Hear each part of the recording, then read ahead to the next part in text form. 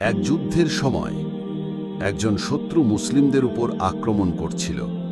রাসূল সাল্লাল্লাহু আলাইহি ওয়াসাল্লাম তাকে ধরে ফেললেন।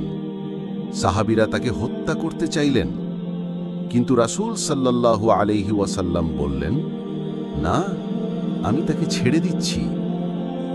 শত্রুটি অবাক হয়ে বলল, তুমি আমাকে হত্যা করার সুযোগ পেয়েও ছেড়ে দিলে?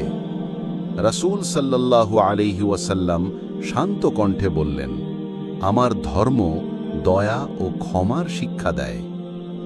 শত্রুটি বিস্মিত হয়ে সাথে সাথেই ইসলাম গ্রহণ করল। শিক্ষা: ক্ষমা, দয়া এবং উত্তম চরিত্রের মাধ্যমেই মানুষের হৃদয় জয় করা যায়। যদি ভিডিওটি ভালো লাগে তবে লাইক, কমেন্ট ও শেয়ার করবেন এবং নতুন ইসলামিক গল্প পেতে চ্যানেল সাবস্ক্রাইব করতে ভুলবেন না।